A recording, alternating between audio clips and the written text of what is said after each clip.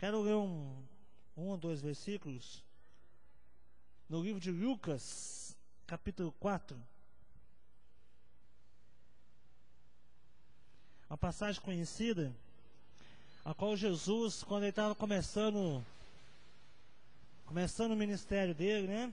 Ele estava numa sinagoga e deram um livro para ele ler, e ele escolheu ler lá em Isaías, numa passagem lá em 61, que fala o seguinte, versículo 18, Lucas 4, 18: E o Espírito do Senhor é sobre mim, pois me ungiu para evangelizar os pobres, e enviou-me a curar os quebrantados de coração, a pregar liberdade aos cativos, e dar vista aos cegos, e pôr em liberdade os oprimidos, e anunciar o ano aceitável do Senhor.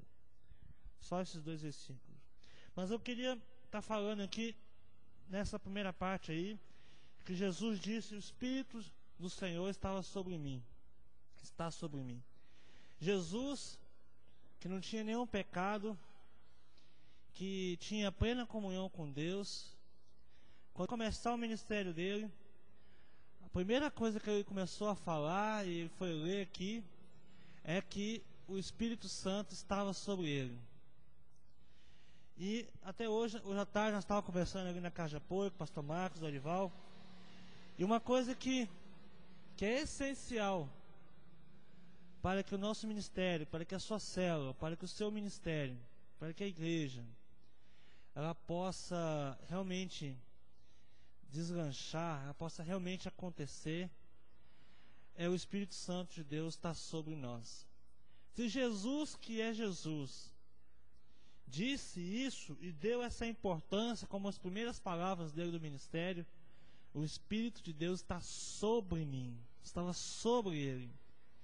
E aí depois ele começou a dizer, né, para que me ungiu, ou seja, havia uma unção, havia um óleo.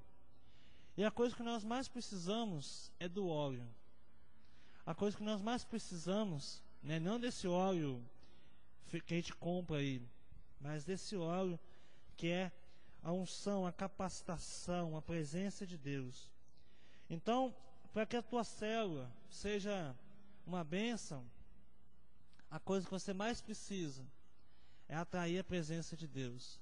A coisa que você mais precisa é ter um relacionamento com Deus, porque quando você abrir a sua boca, quando você pregar, quando você falar, ou mesmo quando você não fala nada, mas as pessoas vão querer ir até Deus, para ali vai acontecer cura, ali vai acontecer milagres, né, Dorival? As coisas vão acontecer. Vamos ficar de pé, nós vamos orar, depois vamos passar a palavra. Amém. Senhor Deus Pai, nós queremos mais uma vez, Senhor Deus, nesse Tadel, Pai, nesse horário, nesse local ao qual nós reunimos para podermos aprender a Tua Palavra, para sermos ministrados pelo Senhor, Pai, para que a nossa liderança possa crescer, para que possamos realmente sermos capacitados pelo Senhor. Mas Deus, nós sabemos que sem Ti, Jesus, nós não podemos nada, e sem a Tua unção, Espírito Santo de Deus, nada podemos fazer, porque tudo vai ser vazio, tudo vai ser enfadonho, cansativo. Mas nós sabemos que quando o Senhor libera a Tua unção, quando o Senhor libera da presença do Senhor sobre as nossas vidas, as pessoas, multidões serão atraídas até o Senhor. Nós teremos ali apenas o trabalho de ensinar aquilo que o Senhor tem nos ensinado. Nós queremos a Tua presença, Senhor. Nós queremos ser tocados pelo Senhor. Pai, que o Senhor também possa tocar a palavra que vamos receber hoje, que o Senhor possa tocar a vida do pastor Marcos.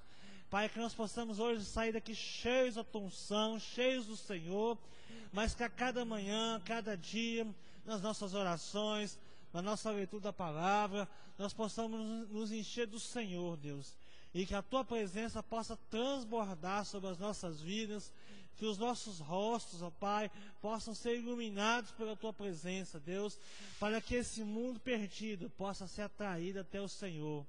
Libera o Teu favor nessa noite, Senhor. Libera, Pai, o Teu favor. Nós oramos e clamamos a Ti, ó Deus, em nome do Senhor Jesus. Amém, Senhor Jesus. Amém, Jesus.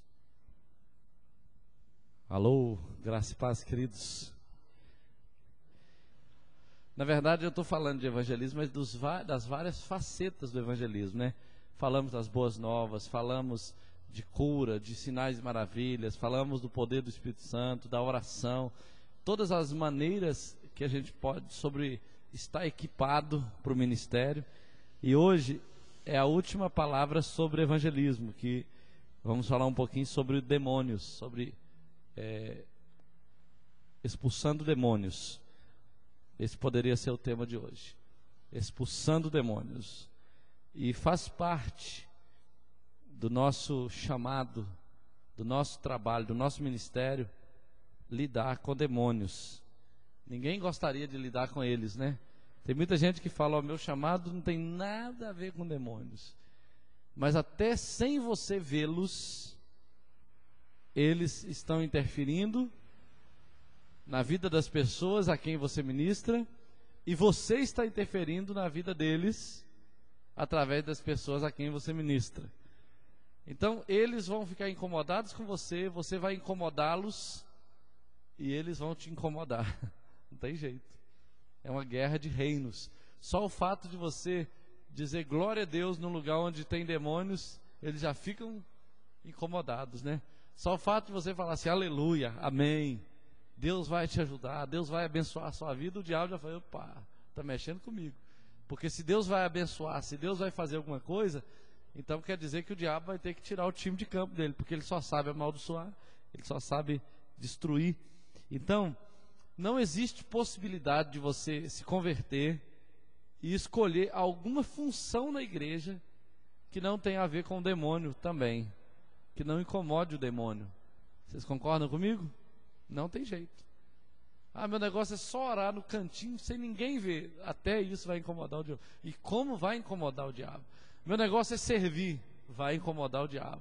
Meu negócio é amar, vai incomodar o diabo. Meu negócio é cantar, vai incomodar. Contribuir, vai incomodar.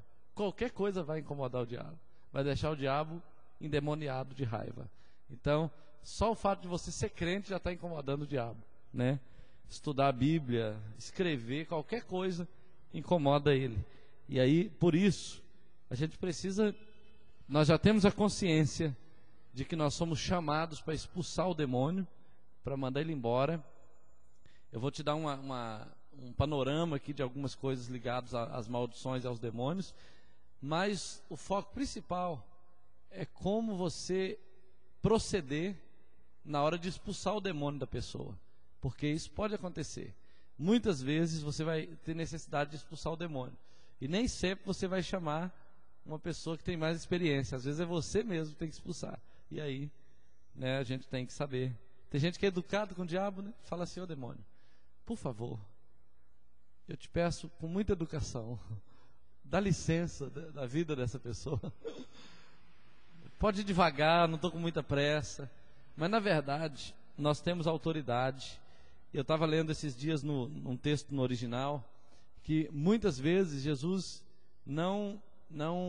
a expressão que Jesus, que o grego da época usava para dizer como é que Jesus se reportava aos demônios, a Bíblia diz que ele sempre os repreendia. A palavra é sempre repreender. Ele repreendia a enfermidade, ele repreendia o demônio, ele repreendia o mal, mas numa posição de autoridade. Ele chegava e falava, sai dele, cala-te e sai dele, repreendendo, nada orando, ó Senhor, tem misericórdia, liberta essa pessoa do demônio. Não, ele falava, sai dele, cala-te e sai dele. Muitas vezes você vai ver essa postura de Jesus diante dos demônios.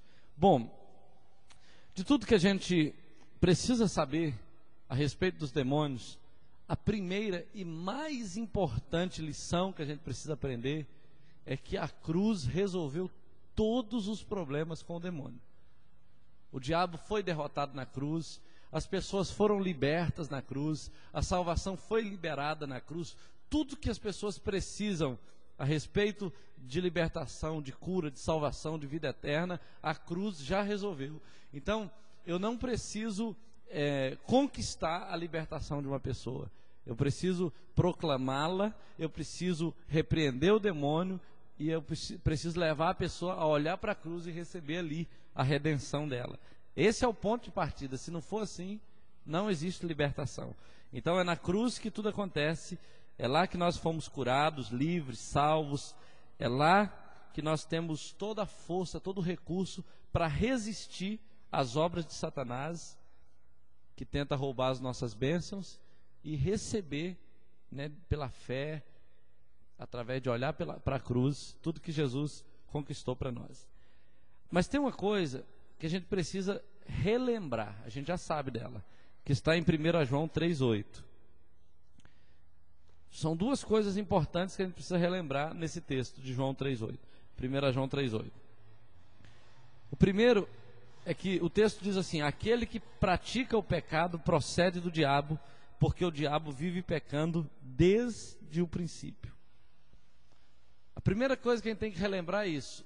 Por que mesmo Jesus, tendo produzido toda cura e libertação e conquistas para nós lá no Calvário, ainda assim existem não crentes endemoniados e existem crentes debaixo de maldição, debaixo de opressão e etc. Por quê? Porque o texto é bem claro, ele diz: todo aquele que pratica o pecado procede do diabo. O texto não diz que todo aquele que é pecador, porque todos somos, mas todo aquele que pratica o pecado procede do diabo, porque o diabo vive pecando desde o princípio. Então, o pecado, ou melhor, a prática do pecado se torna uma legalidade para que o demônio atue na vida de não crente, na vida de crente, na vida de qualquer pessoa. Mesmo uma pessoa que acabou de fazer uma quebra de maldição, se ela voltou a praticar um pecado, ela está de novo trazendo a maldição sobre ela, e ela de novo precisa abandonar aquele pecado e rejeitar aquela maldição, porque a prática do pecado fortalece os demônios contra a vida da pessoa. Isso tem que ficar muito claro, porque tem muito crente que fala assim: mas eu vou expulsar demônio de crente, eu vou quebrar a maldição de crente que já quebrou a maldição. Depende, se a pessoa rompeu com o pecado e nunca mais voltou a ele, não precisa. Mas se a pessoa rompeu hoje, voltou amanhã, depois da manhã tem que quebrar de novo, porque na verdade o pecado é um vínculo com a maldição. Quando eu peco, quando eu abro a porta da minha vida para o pecado, para a prática do pecado, eu estou trazendo uma maldição correspondente ao pecado que eu escolhi para pecar. Vocês entendem isso facilmente? Então não precisa nem ficar rodando em torno do assunto. Mas no mesmo texto diz assim: para isto se manifestou o Filho de Deus, para destruir as obras do diabo. Então, o que eu posso entender? O pecado traz maldição sobre mim, a prática do pecado. E para isto se manifestou o Filho de Deus, para destruir as obras do diabo na minha vida. Certo? Isso é uma coisa muito clara. Então, quem é a pessoa que conhece a Jesus e continua debaixo da maldição? É quem não entendeu que foi para isso que se manifestou o Filho de Deus. Por que você toma uma vacina contra o sarampo? Porque o sarampo existiu e você quer eliminar o sarampo ou evitar que o sarampo te atinja. Não é assim? Por que a gente... O que mais que eu posso usar como exemplo? Né?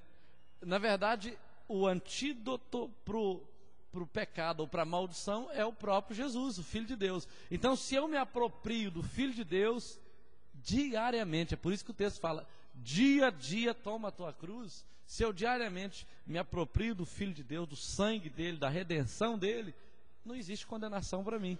Tem muita gente que acha que dia a dia tomar a cruz dele é pegar todos os problemas que ele tem, pôr nas costas e sair: ai meu Deus, ô cruz, né? A pessoa pensa que tomar a cruz é ficar sofrendo a vida inteira. Tomar a cruz, na prática, é você assumir todo o sacrifício de Cristo como sendo em seu favor. É assumir a cura, assumir a libertação, assumir a vida eterna, assumir a redenção, assumir a vitória contra o diabo. Isso é tomar a cruz, porque foi lá que o diabo foi vencido. Agora, se eu penso que tomar a cruz é sofrer de novo o que Jesus sofreu, então no mínimo eu estou dizendo que Jesus sofreu em vão. Concorda comigo? Então tomar a cruz, querido, na prática, é você tomar a vacina. E tomar a vacina não é ficar assim, ô vacina, ai vacina, eu tenho que te carregar nas minhas costas, né? Tem gente que anda com a vacina nas costas falando, não existe. Então tomar a vacina é receber a cura, ou receber a prevenção contra o mal, da mesma maneira que tomar a cruz é receber a vitória definitiva contra o diabo, contra a maldição, e isso é um ato de fé. Isso é um ato de fé. Então, estar liberto, estar curado, estar vitorioso, é um ato de fé. Agora, para mim, para todo mundo que já é crente há muito tempo aqui, eu ia falar que está cansado de ouvir isso, mas não dá para cansar de ouvir uma verdade dessa. Mas todo mundo que já ouviu isso muitas vezes, já está me ouvindo e falando, eu já sei, pastor, pula para a próxima. Só que eu já sei, você já sabe, mas tem muita gente que está chegando que não sabe. E nós temos que ensinar isso para eles. Porque você liga a televisão aí, tem gente que fala que o que vai resolver a vida dele, o mal da vida dele é a rosa ungida não sei das quantas. Aí você liga no outro, tem que acender a vela não sei das quantas. Os crentes, né, que estão fazendo isso. Aí você liga no outro, tem que pegar não sei o que, não sei aonde. E fazer. Tem até um negócio aí que se faz muito, que é o seguinte: você leva uma rosa para sua casa, se em 3 dias ela murchar é porque o mal está lá. Eu te pergunto, qual é a rosa que não murcha em 3 dias? Pois é, ué. Como é que funciona um trem desse? Então assim, eu preciso fazer o povo crer no que Jesus realizou na cruz, porque senão não é evangelho. As pessoas vão ficar mais amaldiçoadas se elas crerem em outro evangelho que não seja o de Cristo. O texto diz que qualquer um que pregar outro evangelho seja anátema. Então o que é? Quem crê nesse evangelho não é anátema também, não? O que vocês acham? Tem que ser, ué. Se eu creio que a minha libertação está na rosa, se eu creio que a minha libertação está na vela, se eu creio que a minha libertação está não sei aonde, e não em Cristo, eu sou maldito também. Na oferta, seja onde for. Então, a base para a minha cura e libertação é o sangue de Jesus, é a cruz de Cristo.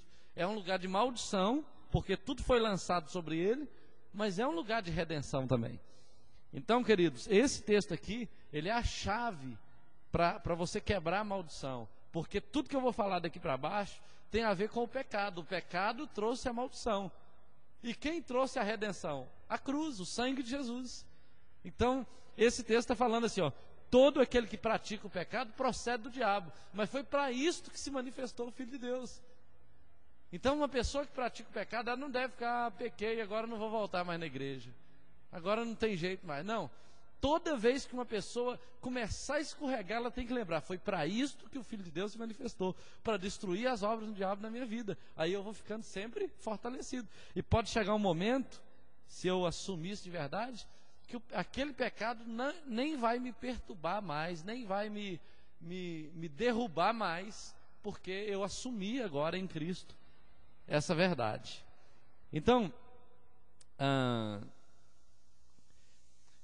quando a gente olha para a nossa vida, eu não sei quanto a você, mas qualquer um de nós pode olhar para a vida da gente e perceber que alguma coisa que era maldição na família é trazido para a nossa casa. E às vezes você vai ver isso na vida das pessoas que você vai discipular. Por exemplo, alguém era muito nervoso lá para trás. Aí você vai ver, o fulano de tal puxou o pai dele. É por isso que ele é nervoso, porque o pai dele era muito nervoso, né? Aí por isso ele estoura, briga com a mulher, faz não sei o que. É normal isso? Não, isso é genético. Pode ser genético, mas pode ser uma maldição, que é por causa disso que o pai dele matou não sei quem, ou que o pai dele quase matou não sei quem, quase, entendeu? Então assim, a gente percebe que é um padrão repetitivo. E às vezes isso aí só sinaliza um ponto de contato onde o diabo sempre derruba a pessoa. Às vezes a pessoa está indo bem na vida cristã, aí chega no momento da vida dela que ela é provada naquela área de fraqueza, ela peca, cai e começa tudo de novo.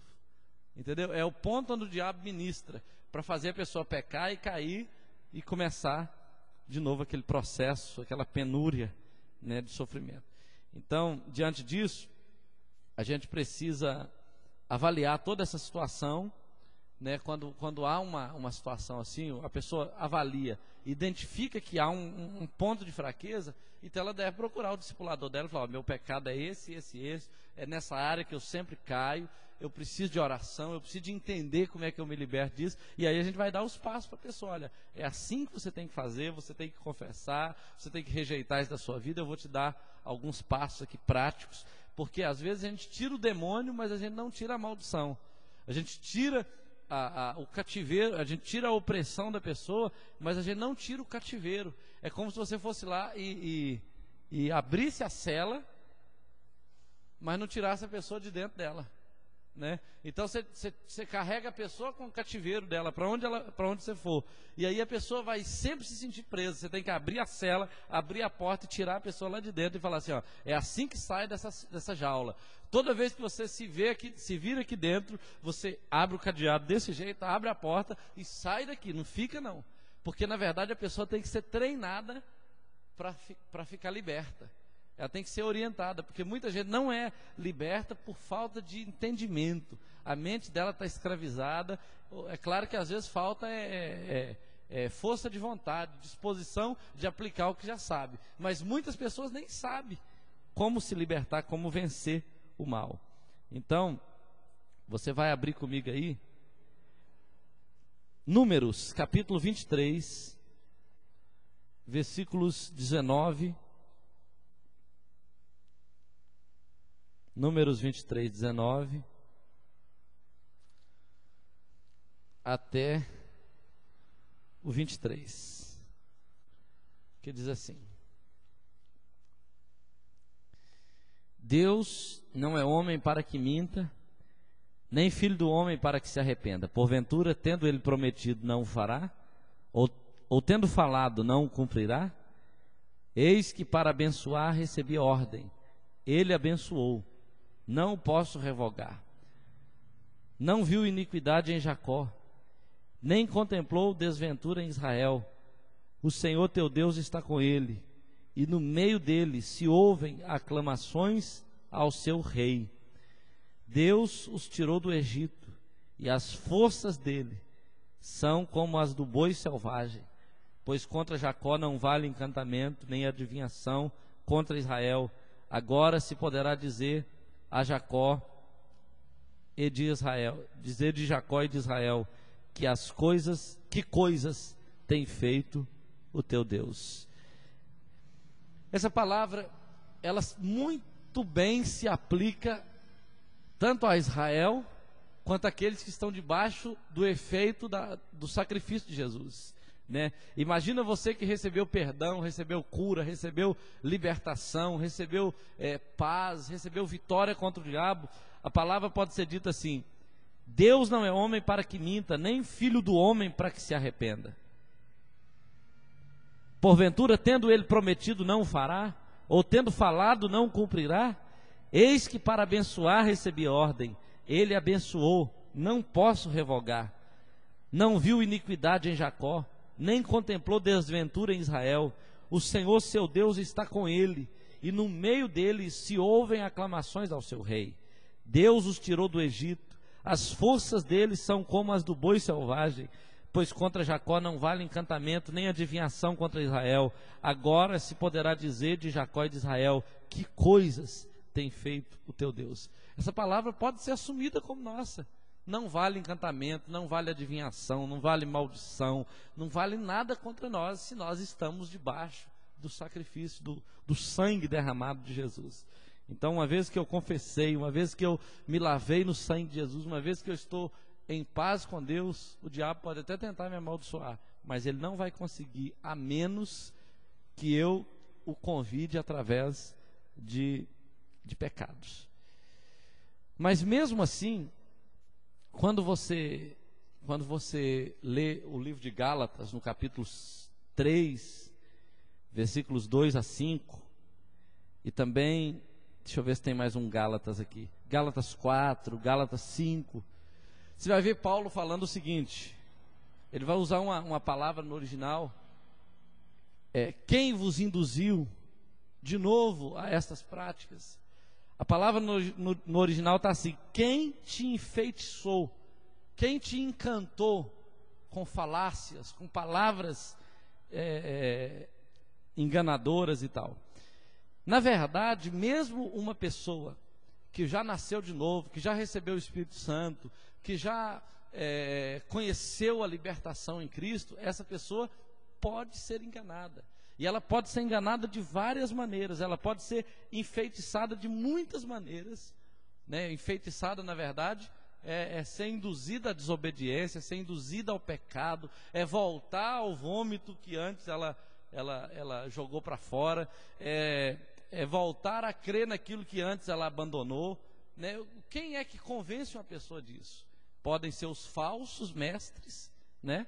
Às vezes você está sendo induzido, a pessoa está sendo induzida por uma orientação errada, ou pode ser o próprio pecado. A pessoa começa a abrir a guarda, né? Começa a falhar aqui, ali e tal, e daí a pouco o estado dela está igual ao de antes, ou até pior, porque ela foi engodada, foi induzida pelo pecado. Então depois você pode ler lá Gálatas 3, Gálatas 4, você vai ver que a igreja de Gálatas, da Galácia, que começou bem, ela foi caindo na qualidade, exatamente porque foi voltando a algumas práticas, algumas crenças, por influência de algumas heresias que eles tiveram lá.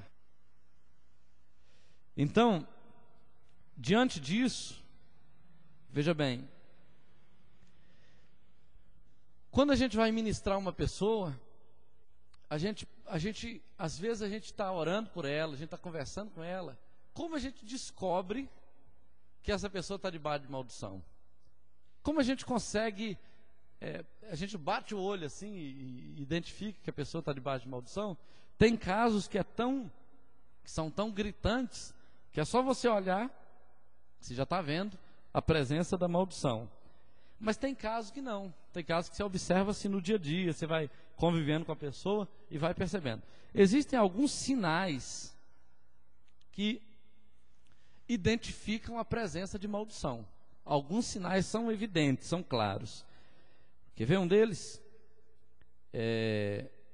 Antes de eu te falar quais são eles, eu preciso te falar o seguinte. Uma das bases para você identificar a bênção de Deus e a maldição na vida de uma pessoa é Deuteronômio 28. Porque Deus anunciou lá o que seria bênção e o que seria maldição. Né? Você vai ver na Bíblia em outros lugares que ele refere-se a outros tipos de maldição. Você vai ver que o sangue de Jesus resolve aquele problema da maldição lá.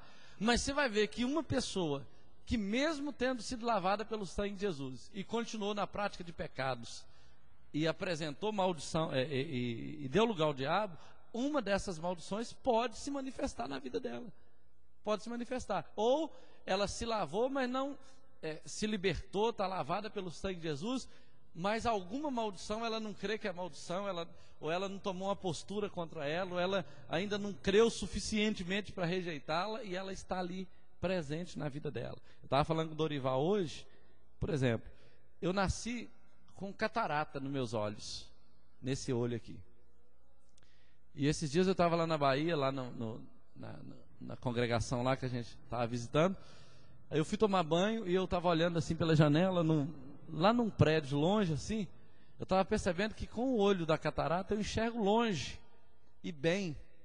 Eu só não enxergo perto. Mas eu enxergo parecendo que através de alguma coisa. Então a catarata está ali atrapalhando a visão, mas eu acho que se eu tirar ela eu vou enxergar bem, porque o olho é bom, eu enxergo longe. Quando aqui eu enxergo longe, eu enxergo mal, e perto eu enxergo bem. Então tem que consertar os dois estão danificados. Nesse texto aqui você vai ver que catarata é uma maldição. Mas eu nem tinha nascido ainda. Mas você sabia que a minha avó era devota de Santa Luzia? E a Santa Luzia é a santa da vista? Aí eu vou falar, não, mas isso não é maldição não, porque eu sou pastor. Então isso é a bênção que eu recebi quando eu nasci? Deus me abençoou com a catarata e uma miopia? É uma bênção? Não pode ser. Ah, mas eu sou crente, eu sou pastor, e daí? Isso evidencia uma maldição de família. Eu posso receber cura dela? Posso. Não recebi ainda, mas eu vou querer receber. Quanto mais eu me convenço disso, mais eu me convenço de que essa cura tem que brotar. E eu vou te dizer uma coisa, se eu não for curado por obra de Deus, e se tiver jeito de ser curado por obra da medicina, eu vou buscar, porque eu tenho que receber minha cura. Concorda comigo? Eu tenho que receber minha cura. Eu vou ficar carregando a maldição? Na medicina tem jeito, não tem? Vocês estão entendendo o que eu estou querendo dizer? Uma pessoa que é crente, que é lavada no sangue de Jesus, por exemplo, eu nem pequei para nascer com a catarata. Pelo menos eu acho que não. Talvez eu tenha chutado demais a barriga da minha mãe, né? Talvez eu tenha provocado muita azia nela, sei lá. Eu não sei o que eu fiz lá no ventre dela. Mas eu não considero que os pecados do ventre sejam pecados moralmente aceitáveis para Deus me castigar por eles. Mas eu sei que debaixo da maldição que a minha família vivia, de idolatria, de macumbaria, de todos aqueles demônios que estavam lá, nascer viciado, igual meu irmão nasceu. Meu irmão parece que desde criança já era viciado.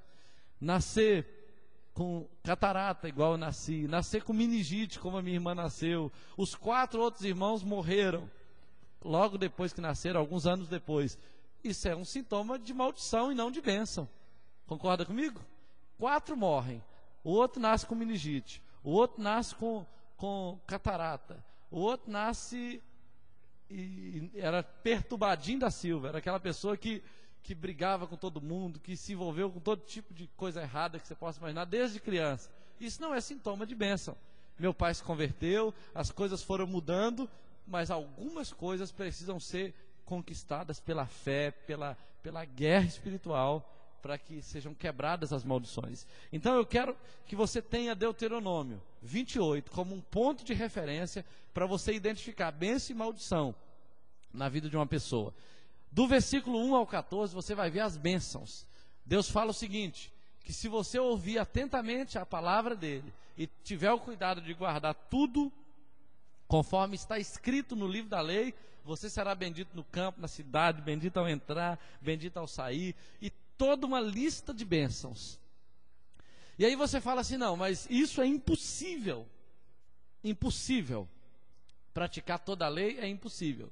Só que quando esse texto foi escrito, a exigência de Deus não era necessariamente que o povo desse conta de cumprir. Era que o povo tivesse conhecimento do padrão dele. O padrão dele é o seguinte, se você estiver dentro desses requisitos, você não será amaldiçoado, você será bendito. Só que ninguém conseguiu estar dentro desse requisito. Por isso todo mundo ficou debaixo de maldição. Muita gente, às vezes ficava bem, daí a pouco ficava mal. Ficava bem e ficava mal. Aí veio Jesus, e o que o texto diz? Jesus veio para revogar a lei, foi isso? Foi? Veio para cancelar a lei, porque essa lei não presta. Não, Jesus veio para cumprir a lei. Ele cumpriu a lei. Então se eu creio em Cristo, se eu recebi pela fé Cristo, e pela fé eu tomei posse do sacrifício no Calvário, eu sou um cumpridor da lei, certo? Porque o fim da lei é Cristo, diz a Bíblia. Se o fim da lei é Cristo, né? Se Cristo encerrou a lei nele e eu tenho no meu coração, então em Cristo eu cumpri a lei. Então eu tenho que estar debaixo de bênção, concorda comigo? Sim ou não? Eu tenho que estar debaixo de bênção, porque Cristo cumpriu a lei por mim, e em Cristo eu também cumpri a lei. E aí, diante disso, eu posso reivindicar a bênção de Deus sobre mim e rejeitar a maldição, certo? Então, do versículo 1 ao 14, em Deuteronômio 28, você vai ver uma lista de bênçãos. Do 15 em diante, você vai ver uma lista de maldições. Quando você olha para uma pessoa, você pode identificar por vários meios a presença de maldição. Por exemplo, uma pessoa envolvida em acidentes diversos, acidentes parecidos muitas vezes.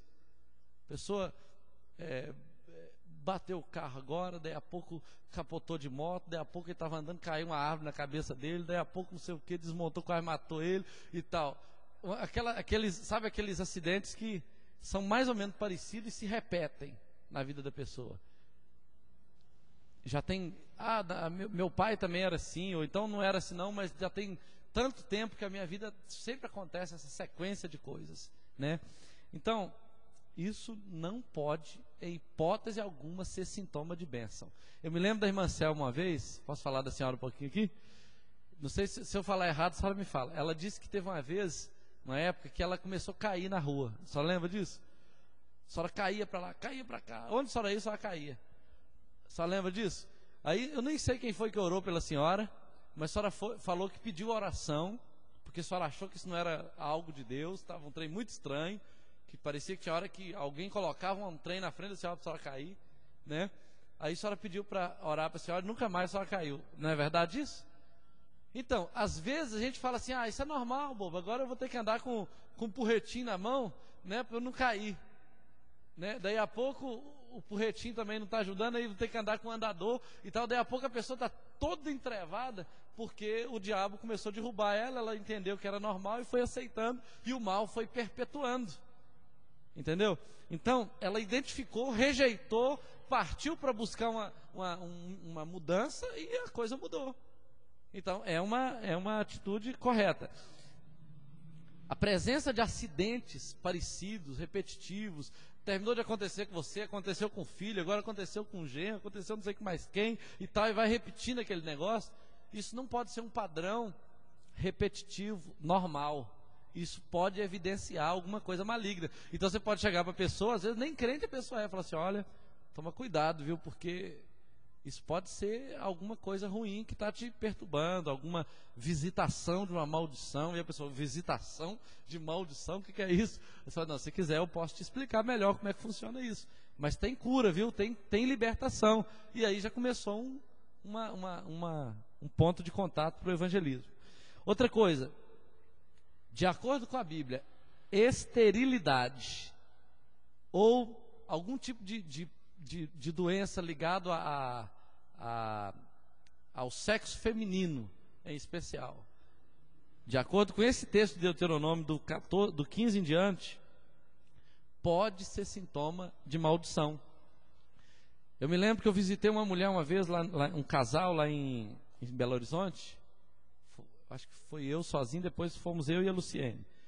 Esse casal estava casado há 16 anos, o marido já tinha tido uma doença séria, inclusive ele estava se tratando dela. A mulher tinha ficado paralítica, e os dois já estavam aposentados. Era um casal assim de 16 anos de casado, uns 36, 37 anos no máximo, e os dois já estavam aposentados porque os dois eram inválidos. Ela tinha ficado paralítica, já tinha melhorado, ele já tinha tido outras doenças, tinha melhorado, mas estava fazendo tratamento, ela também fazia tratamento, e eles não tiveram filhos até aquela época. E eu achei estranho, porque meus meninos estavam tudo pequenos na época, e eu cheguei na casa deles, a casa toda arrumadinha, sabe, tudo no lugar certinho, parecia que nem inventar na casa deles, não inventava. Aí eu falei, gente, como é que a casa de vocês fica tão limpinha, arrumadinha assim? Aí eles ficaram sem graça e falaram, não, é porque a gente não tem filho, a gente quase não mexe nas coisas, fica tudo sempre do mesmo jeito e tal. E eu vi aquilo, achei estranho, pensei que fosse opção, mas durante o final de semana eles me contaram a história. E aí, quando foi no último dia, na hora de orar para ir embora, eu orei com eles e falei, Senhor, se for da tua vontade, eu oro para que o Senhor conceda a essa mulher um filho, a esse casal um filho e tal. E orei com eles e depois no final eu falei, olha, daqui 1 ano eu quero voltar aqui para conhecer seu filho. Aí beleza, nunca mais eu falei com eles. Passou um tempo, quase uns 2 anos, aí eles me convidaram para o aniversário, o primeiro ano de aniversário do menininho. Já tinha nascido, já tinha 1 ano, aí fomos eu e a Luciene e os meninos, e foi muito interessante, porque eu cheguei lá, a casa já estava assim, banheira no lugar, já estava começando a ficar meio bagunçado. Agora essa casa está normal, né? Mas quando você vê isso é de acordo com a Bíblia. Não estou dizendo que é eu que estou falando isso, é uma nova doutrina, não. A Bíblia fala que uma das formas como a maldição viria para visitar uma pessoa era através de cerrar o ventre dessa pessoa para não gerar filhos, ou algumas doenças ligadas ao sexo feminino. O versículo 17, 29, o 47 e o 48 de Deuteronômio 28, versículo 17, 29, 47 e 48, deixa bem claro que a pobreza que eu falo é pobreza mesmo, é aquela pessoa que não tem condição de nada. Eu já vivi essa situação, eu já lutei muito contra ela. Às vezes, eu me lembro que algumas vezes eu trabalhava o ano inteiro, e chegava no Natal em casa, assim, na hora do almoço, minha mãe estava lá cantando, esperando ter alguma coisa para comer, porque não tinha comida em casa. E eu ficava indignado com aquele negócio. Falei, Deus, o que está acontecendo? Eu trabalho tanto. Aí eu fui lá cobrar o rapaz para quem eu trabalhava. Ele tinha dinheiro, falou que não podia me pagar, ia me pagar no dia seguinte e tal. E eu fiquei indignado, e chorei, e orei, e voltei para casa, e orei com minha mãe lá, com meu pai. Falei, gente, alguma coisa tem que acontecer, não tem explicação. Aí na hora, assim, quando já não dava para esperar mais, chegou uma compra enorme lá para a gente, assim, mas aquilo não era prosperidade, aquilo era só o socorro de Deus. Era só o socorro de Deus. Aí nós comemos, passamos um Natal abençoado, foi muito bom. Aí chegou no ano novo, não tinha de novo. Todo mundo fazia aquele plano assim de comprar uma calça nova, uma roupa nova para passar a virada do ano na igreja. A gente não tinha isso. A gente não tinha nada, condição de planejar nada, nem planejar assim, se eu ficar doente eu vou deixar um dinheiro aqui para comprar um Doril para dor de cabeça, por exemplo. Nem isso tinha, entendeu? E pergunta se a gente trabalhava igual burro de carga, trabalhava muito e nada mudava. Então, quando você vai lendo isso aqui, você vai vendo o seguinte, que a Bíblia fala que pobreza nesse nível é maldição. Existem pessoas de graus diferentes de riqueza, né? Pessoas que se sustentam bem, que vivem bem, que são felizes, que estão felizes com o padrão em que estão. Existem pessoas muito ricas, miseráveis, sem dúvida nenhuma. Não estou falando que volume de dinheiro significa bênção de Deus, mas na prática, a bênção de Deus é você estar em paz na posição que você está. Você está feliz onde você está tudo tranquilo, para você não precisa nem melhorar a situação, então beleza. Mas se não há ganância no seu coração, se não há avareza no seu coração, e mesmo assim, você não tem nem o básico às vezes, você está lutando para se manter no básico, isso é algo pelo qual você tem que lutar com todas as suas forças, porque pode ser que o inimigo está querendo imprimir na sua mente, na sua vida, uma condição que não é a bênção de Deus, um padrão que não é a bênção de Deus, e tudo pode mudar. Eu me lembro de uma história que eu vi uma vez, que eu fiquei assim impressionado. Eu creio nessas coisas, porque eu já vivi muitas delas, mas eu me lembro de uma que foi o seguinte: um homem tinha 9 filhos e ganhava 5 salários, mas tudo que ele fazia era a conta de pagar a passagem, fazer a compra e pagar o aluguel na favela onde ele morava. Ele tirava o dízimo e com os 5 salários ele fazia a compra, né? Que 5 filhos adolescentes comem muito, né? Pastor Getúlio que o diga, diz ele que com os 4 filhos dele ele tinha que comprar assim, 30 quilos de feijão, 50 quilos de arroz, porque dizer que chegava na hora do almoço os meninos comiam igual peão, né? E come mesmo, a gente sabe como. Eu estou vendo o Mateus começando a crescer e o bichinho come com vontade. Então o que acontece? Esse homem com os 9 filhos tirava o dízimo, tirava a ofertinha dele, e o resto era a conta.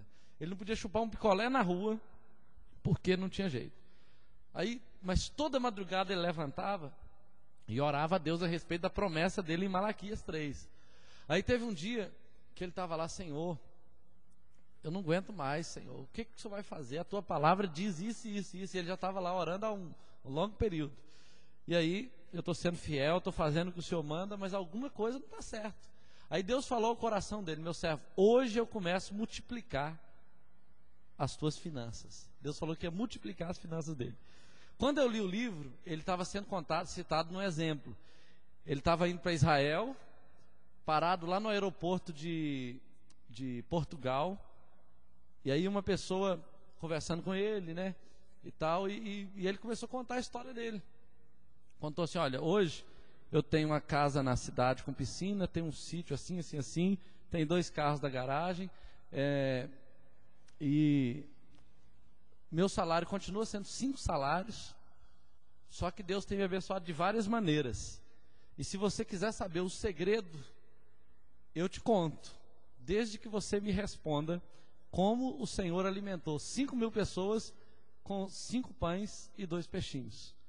Aí eu vou te contar o segredo. Na verdade, ele estava querendo dizer o seguinte: Deus pode fazer milagres e mudar a sua condição, se você realmente entender que isso é maldição, que isso não é bênção de Deus, que Deus tem o melhor para nós, e começar a consertar o que Ele precisa que seja consertado.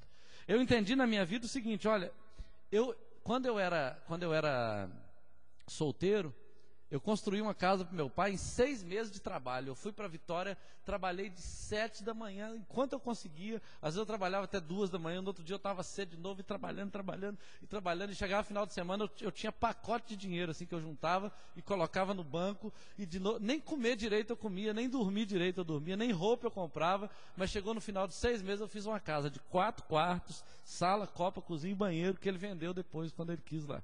Mas eu dei uma casa para ele antes de ir embora de Viçosa, de Mantenópolis. Aí eu vi que Deus me abençoava quando eu trabalhava, mas mesmo assim a minha condição não mudava em nada.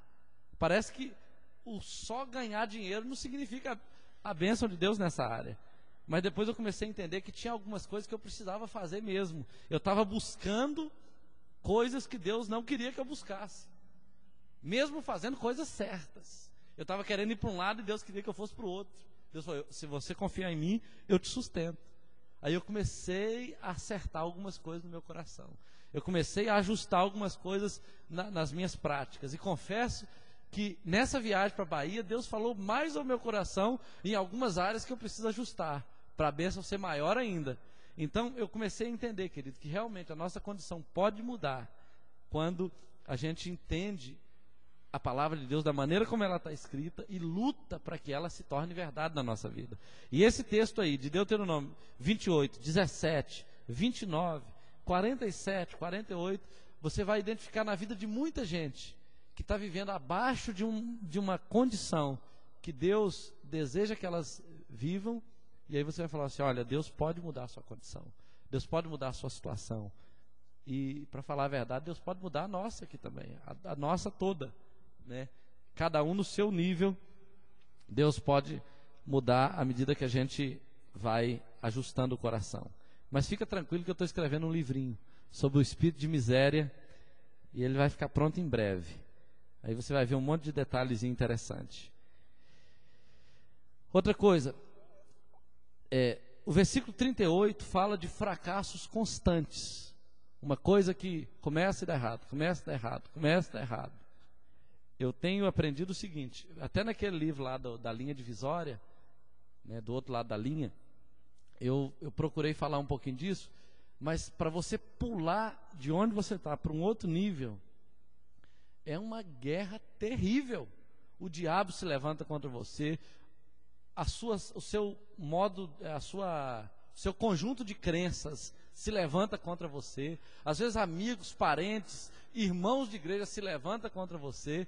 Você tem todo tipo de oposição possível para você sair de um nível e passar para o outro. E aí, é por isso que muitas vezes você vai e volta. Vai e volta. Começa aí, para e volta de novo. Então você vai ter que realmente avaliar algumas coisas. E muitas pessoas que a gente vai pastorear aí na cidade vivem isso. Às vezes a pessoa não tem sucesso, não é porque ela não é competente, não. Não é porque ela não tem força de vontade, não. É porque às vezes o conjunto de crenças dela está errado. Às vezes a maneira dela buscar isso está errado. Um monte de coisa precisa ser mudado. E a Bíblia fala que isso é um sintoma de maldição. Vou te mostrar por quê daqui a pouquinho. Outra coisa, suicídios e mortes inesperadas. Você vai ver alguns textos, como Josué 6:26 e 1 Reis 16:34. Nem precisa dizer que é sintoma de maldição, né? Não pode ser bênção uma pessoa se suicidar. Não pode ser bênção de jeito nenhum. Josué 16:26 e 1 Reis 16:34. Outra coisa, a Bíblia não fala que os humilhados serão exaltados? A Bíblia fala isso.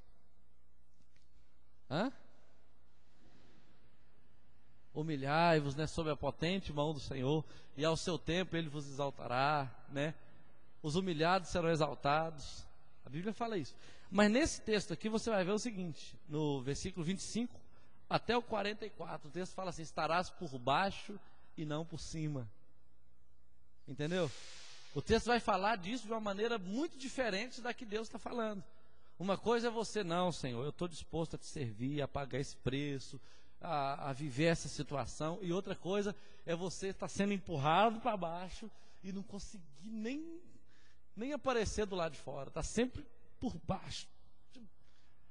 Concorda comigo que é diferente? A pessoa às vezes está querendo dar uma respiradinha no outro nível e não consegue, porque está por baixo, sempre por baixo e não por cima. Queridos, eu sei que quando você estuda a história de Israel, que é um ponto de referência da vida cristã, a Bíblia diz que quando Israel andava em direção à nuvem, enquanto Israel adorava a Deus, enquanto Israel seguia a direção de Deus, o povo tinha vitória contra os seus inimigos, o povo tinha cura das suas enfermidades, o povo, na verdade, eles nem ficavam doentes, o povo tinha sustento para viver, para se alimentar, e tudo dava certinho. Aí o povo saía da rota um pouquinho, os inimigos avançavam contra eles, as doenças apareciam, o sustento desaparecia, a água ficava complicada, tudo faltava água e tal. Por quê? Porque o favor de Deus havia se afastado. Então é um modelo. Isso não é teologia da prosperidade, isso é uma avaliação bíblica de um comportamento da nação de Israel, que a gente vai ver reflexo dele no Novo Testamento. Não que excesso de riqueza significa salvação, significa bênção, não é necessariamente isso, mas Deus tem um compromisso de nos curar, de nos sustentar, de nos libertar. E há muitas pessoas aí, queridos, que estão vivendo debaixo de um sofrimento terrível. Alguns pensam que isso é uma virtude, outros pensam que não tem jeito de sair disso, e na verdade tem jeito sim. Na verdade, existe meios, e o Evangelho é para libertar a gente de todo tipo de cativeiro, seja ele qual for. Outra coisa, fracasso no matrimônio, fracasso familiar de forma geral, ou na mente, nas emoções, você vai ver lá, o versículo 34, versículo 20, 28, de Deuteronômio, o capítulo é Deuteronômio. Então, versículo 34, versículo 20, versículo 28, versículo 65, versículo 30 e o 41 apontam para todos esses tipos de fracasso. Conseguiu decorar? Lê. Quando você lê, eu estou só citando para você acompanhar depois, mas quando você lê esse texto, você vai ver que isso aí tudo é sintoma de maldição que Deus não queria que tivesse na nação de Israel. Outra coisa, doenças repetitivas ou hereditárias. Aí você pode ler o capítulo inteiro, mas versículo 21, 22, 27, 35, 59, 61. São versículos que falam de doenças que se repetem ou de doenças hereditárias. Eu já tive experiências muito interessantes na minha vida. Por exemplo, houve épocas lá em casa que nada curava os meninos, nem oração curava eles. Eu já contei a história, por isso que eu não vou voltar atrás. Nem médico, nem remédio, nem exame, nada resolveu o problema deles. Aí foi eu atinar para uma realidade espiritual e buscar em Deus exatamente aquilo que Ele revelou, e nunca mais teve nada. Por que isso? Por que a minha oração anterior não teve efeito? Por que os exames não tiveram efeito? Às vezes, querido, até a nossa oração está na direção errada. Senhor, eu estou orando, já tem tantos meses por isso e não mudou. Tem alguma coisa que eu não estou enxergando? Tem alguma coisa que o Senhor quer falar que eu não estou sabendo, que eu não estou ouvindo? Tem algum problema que eu não consegui identificar ainda? Então, qual é o problema específico pelo qual eu tenho que orar? Às vezes eu estou orando pela cabeça e o problema é lá no dedão do pé. Então, foi nesse sentido que Deus mostrou para a gente: olha, não adianta você pedir cura, não adianta você chorar comigo e reclamar que os seus filhos são herança. O problema é lá, Ele falou para mim: vai lá e repreende o demônio lá, que os seus filhos vão ficar sarados aqui. Aí eu fui lá e repreendi e acabou o problema. Entendeu? Então assim, tem coisa que você está pedindo a Deus, você tem que repreender o diabo. Tem coisa que você está repreendendo o diabo, que você tem que se humilhar diante de Deus. Então é questão de se avaliar, de ver exatamente onde está o problema. Porque depois de muita insistência, eu entendi isso na prática. E isso se aplica às vezes às pessoas para as quais a gente vai ministrar. Às vezes você está ministrando, sai capeta em nome de Jesus, e às vezes não é capeta. A Bíblia fala que Deus resiste o soberbo. Não tem gente soberba, às vezes, que está pedindo oração, que está querendo a bênção de Deus, mas não quer se dobrar diante de Deus? Deus não vai abençoar ele. Então ele falou, meu irmão, você vai ter que se humilhar. Eu fui orar para uma pessoa que estava com câncer, lá na Bahia. Aí Deus falou comigo assim, olha, ele tem problemas sérios, com a igreja de onde ele saiu. Aí eu fiquei com dó da pessoa, né, e não falei com ele não. Ele já me deu problema lá na Bahia. Aí eu falei, ó, Deus vai te curar, mas você vai ter que se arrepender. Você vai ter que consertar com Deus. Você vai ter que consertar com a pessoa com a qual você está ferida, está ofendida, está revoltada, porque não tem cura para gente soberbo. Não tem cura para gente que acha que está certo, que o mundo inteiro está errado e que o mal dele é uma injustiça até de Deus. Entendeu? Ele é o único que está certo, até Deus está errado. Você acha que tem cura para gente assim? Não tem mesmo. É o diabo que colocou, não me interessa saber quem foi que colocou, mas de fato não há cura para quem é soberbo desse jeito. Então a gente tem que identificar isso para a gente não ministrar de maneira errada. Às vezes a gente está repreendendo o diabo e na verdade quem está ali segurando é Deus. Aí tem que falar, opa, Deus não dá para repreender não, viu gente? Como é que você vai falar, Deus, sai, em nome de Jesus? Ou então em nome do Espírito Santo? Hã? Não tem jeito.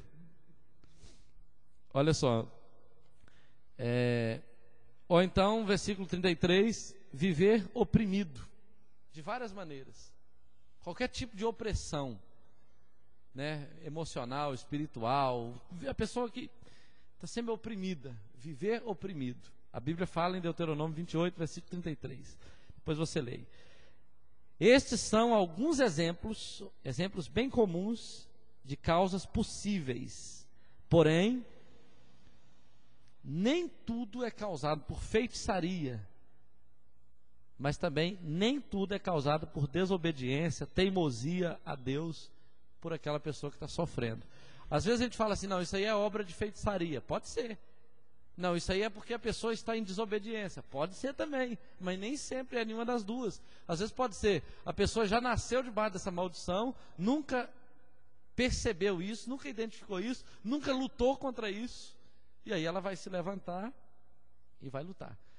Eu acho que o fato da pessoa estar em santidade, em comunhão com Deus, não é suficiente para ela estar liberta. Ela precisa se posicionar, né? Eu estava falando, não sei com quem esses dias, que numa casa você tem, por exemplo, sabonete, toalha, água, e você pode ter uma pessoa limpa e uma suja, se a pessoa não foi lá se usar do sabonete, da água e da toalha. Então tem muitas pessoas que estão com tudo disponível a elas, mas elas precisam ir lá e se lavar. Se não lavou o suficiente, se lava de novo. Por exemplo, hoje eu sujei minha mão lá na igreja, cheguei em casa, passei um detergente, lavei e não ficou bom. Aí eu fui tomar banho, esfreguei com a bucha, aí terminou de lavar. Precisou de fazer um esforcinho a mais, não que o esforço vai te libertar, mas uma insistência em relação a alguma coisa que está te colocando de forma inadequada perto da palavra de Deus. Então, aí você vai buscar a fonte do problema. Bom, olha só, quando Adão pecou,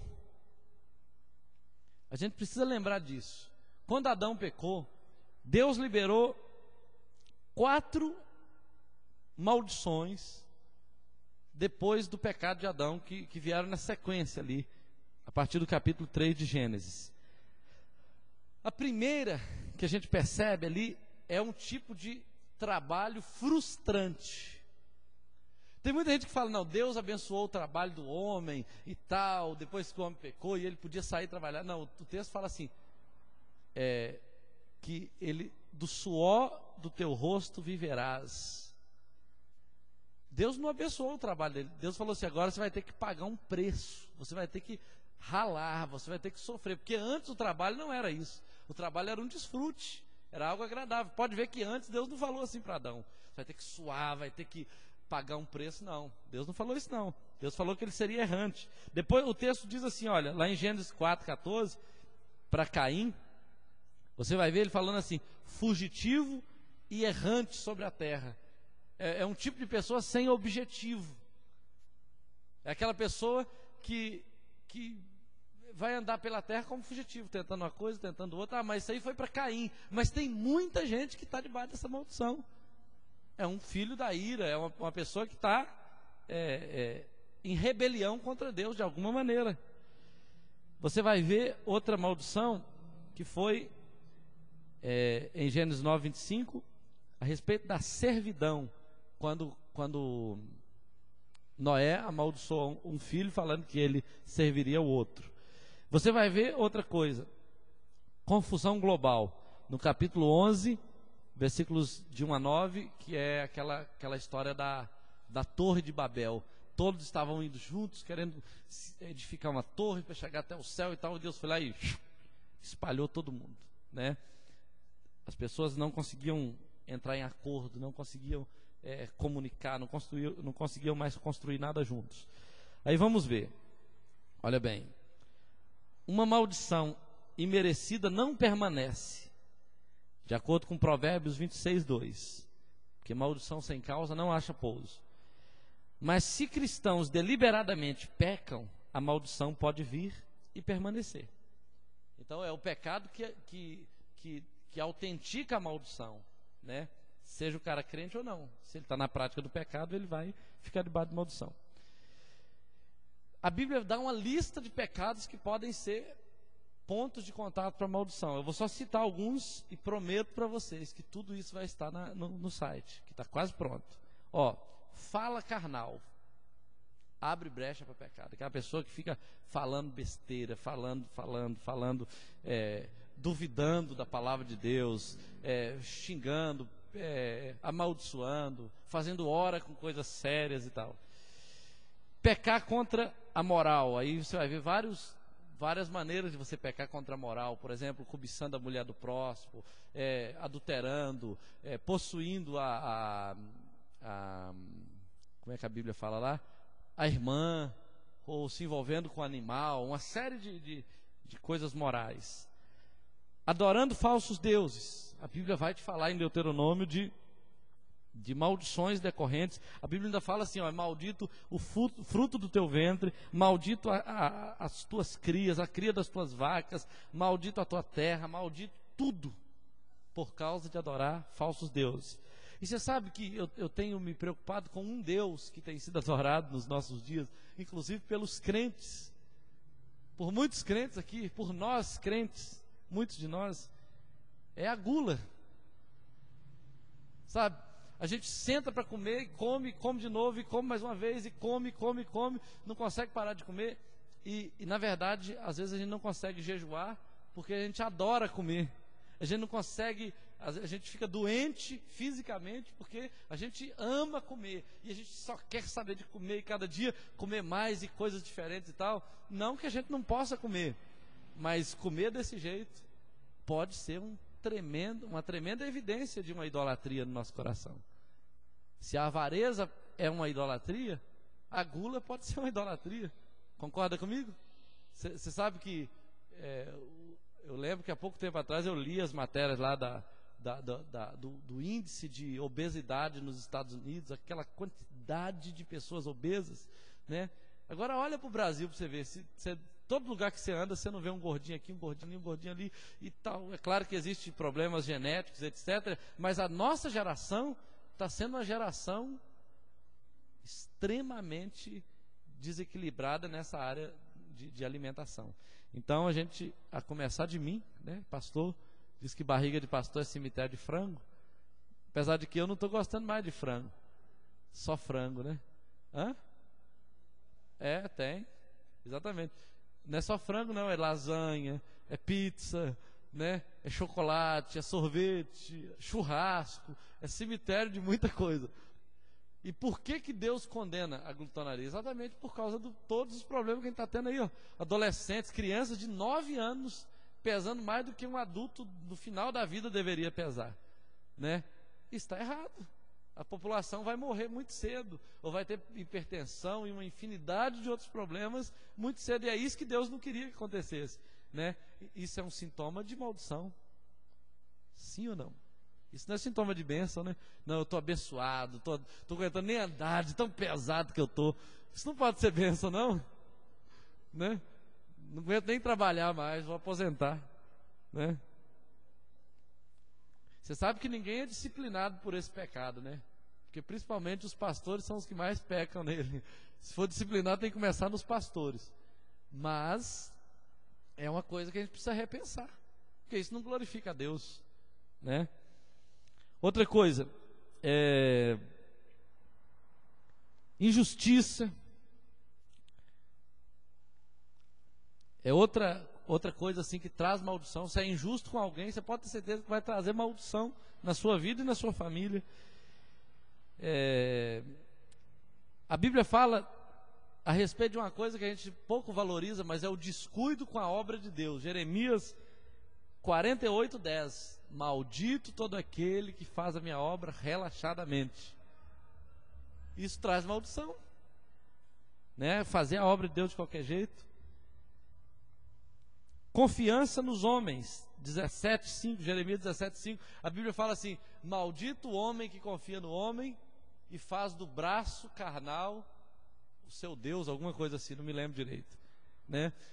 Maldito, nossa, eu estava contando com fulano e tal me decepcionou, não sei o que, o texto fala assim, é por isso que ele te decepcionou, porque é maldito todo aquele que confia no homem. Para que você foi confiar nele?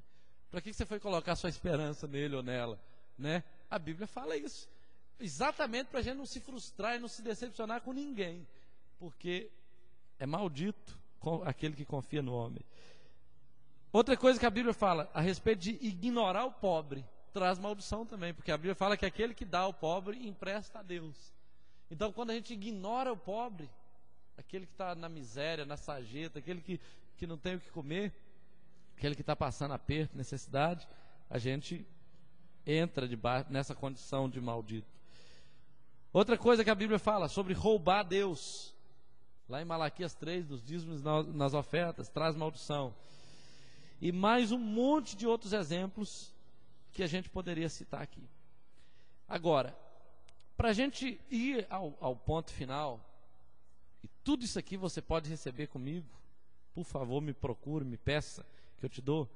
A cruz é o lugar onde você faz a troca da maldição pela bênção.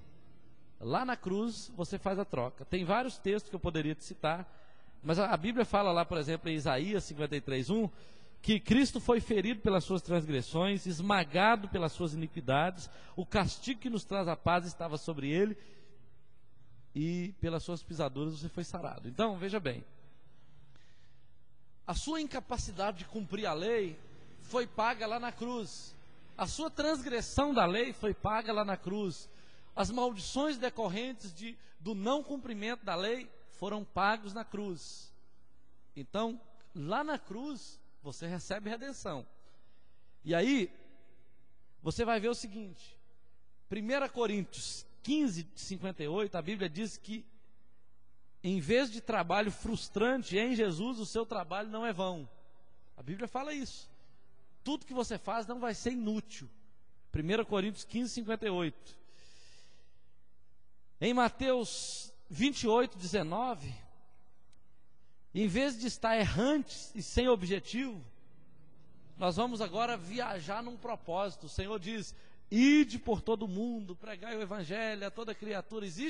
Você não vai andar por aí sem objetivo, onde você estiver, até quando furou o pneu do carro, até quando o ônibus atrasou, até quando a pessoa que prometeu estar naquela hora, naquele lugar não estava, até ali você não vai estar errante, porque de alguma maneira você pode cumprir um propósito de Deus ali, naquele lugar, naquele momento.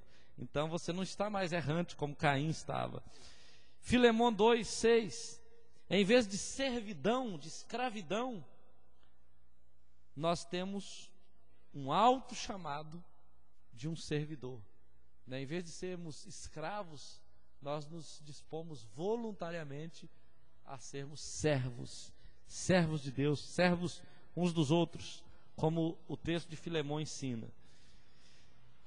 Gênesis 11:6. Em vez de sermos desunidos, nós podemos ser globalmente unidos no poder do Espírito Santo. Lá em Atos 2, a Bíblia fala que aquela confusão da Torre de Babel, em Gênesis 11, lá em Atos 2 a Bíblia diz que Deus fez todo mundo falar uma língua só. Não é interessante isso? Lá houve desunião, aqui houve união. Atos 2 fala disso, né? Quando o Senhor batizou com o Espírito Santo todo mundo, e o texto fala como nós os ouvimos falar na nossa própria língua, né? Todos começaram a se entender. Na verdade, pelo poder do Espírito Santo, as pessoas se entendem. As pessoas só não se entendem na carne, né? As pessoas só não conseguem se entender quando está todo mundo na carne, mas se tiver no Espírito tem jeito de se entender, literalmente. E Gênesis 12, 1-3, em vez de confusão global, nós temos a bênção do Deus de Abraão para as nações. Ele fala de em ti serão benditas todas as nações da terra. Então a bênção vem no lugar da desordem, da confusão, da desunião.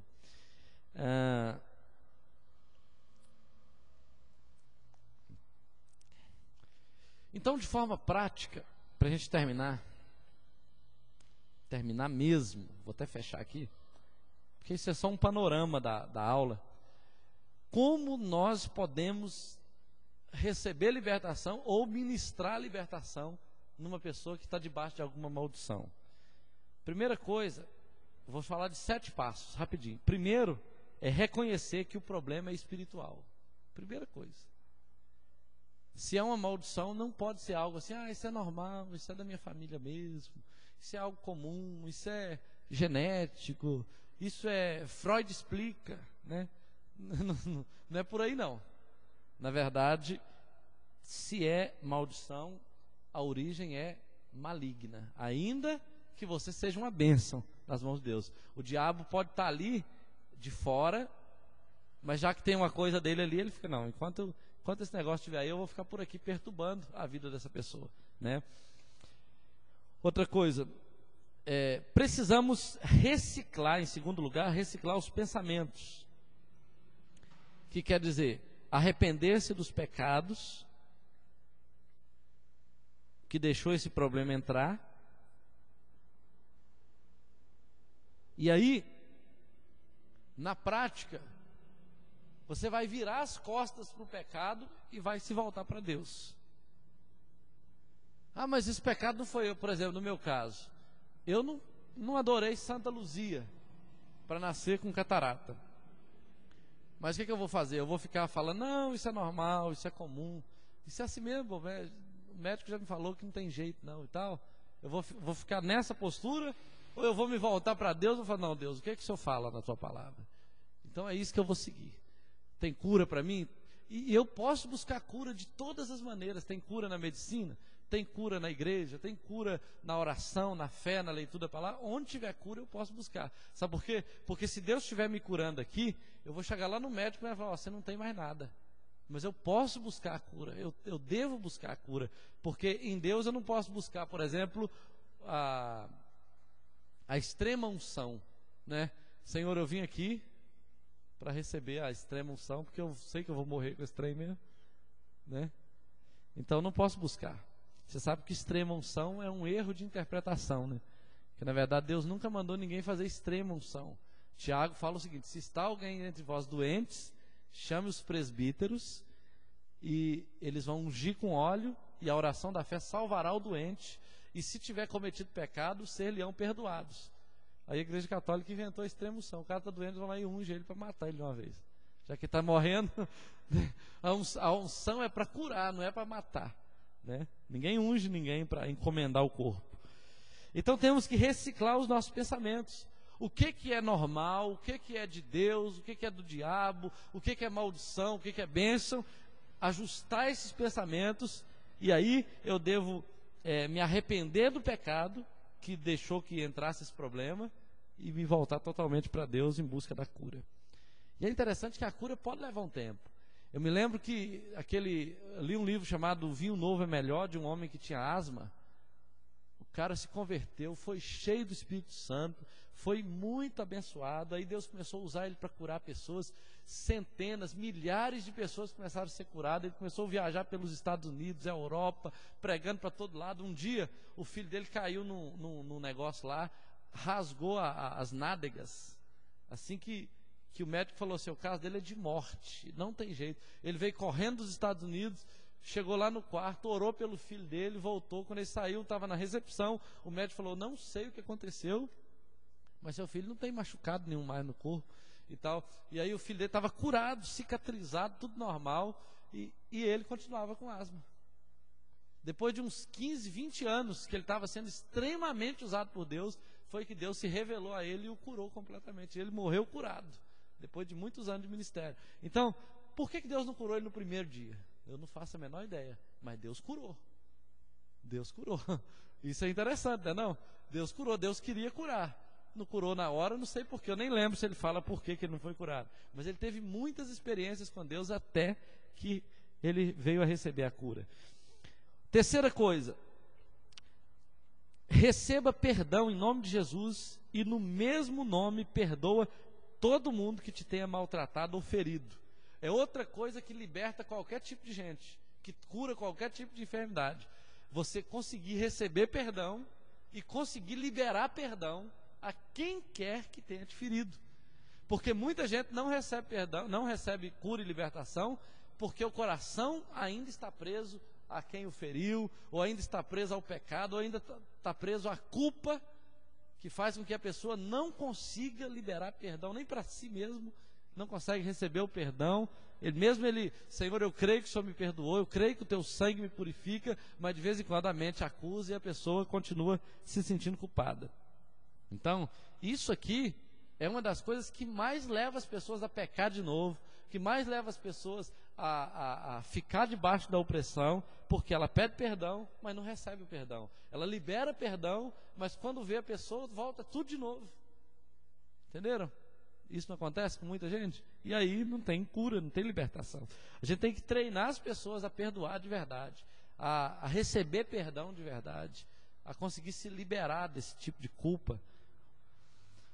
Em quarto lugar, renuncie a Satanás e todas as suas obras. É outra coisa importante.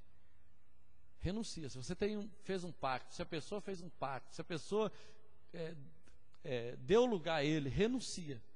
Se a pessoa convidou ele algumas vezes para estar na vida dela através de pecados, renuncie tudo.